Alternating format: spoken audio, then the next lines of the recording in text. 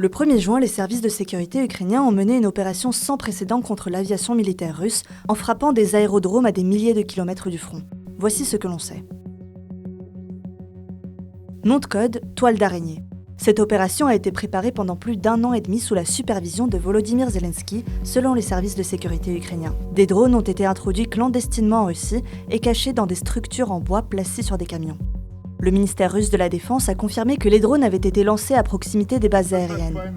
D'après Moscou, des suspects ont été arrêtés dimanche, mais selon Volodymyr Zelensky, les agents répartis dans plusieurs régions russes ont quitté le pays la veille de l'opération. Plusieurs aérodromes militaires sur tout le territoire russe auraient été visés par les drones ukrainiens, 2 ont été atteints. Les attaques auraient touché 41 avions utilisés pour bombarder les villes ukrainiennes. Parmi eux, des bombardiers stratégiques Tu-95 et Tu-22 capables de transporter des missiles ou même l'arme nucléaire. Selon l'Ukraine, un tiers des avions russes capables de porter des missiles de croisière ont été détruits. Dégâts revendiqués, 7 milliards de dollars. Mais ces revendications sont difficiles à vérifier de sources indépendantes. Pour la première fois, l'Ukraine a atteint des régions situées à des milliers de kilomètres du front. L'aérodrome d'Olenia à Mourmansk, dans l'Arctique russe, situé à 1900 km de l'Ukraine, et l'aérodrome de Belaya à Irkoutsk, en Sibérie orientale, à 4300 km de l'Ukraine.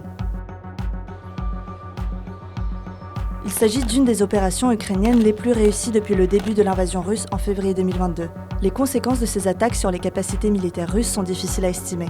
La Russie pourra certainement moins tirer de missiles sur l'Ukraine, mais elle pourra continuer à utiliser de très grandes quantités de drones comme actuellement. C'est la portée symbolique qui est importante pour l'Ukraine, car son armée enchaîne les revers sur le front face à des troupes russes plus nombreuses. Volodymyr Zelensky a jugé que ces actions devaient pousser la Russie à ressentir la nécessité d'arrêter la guerre.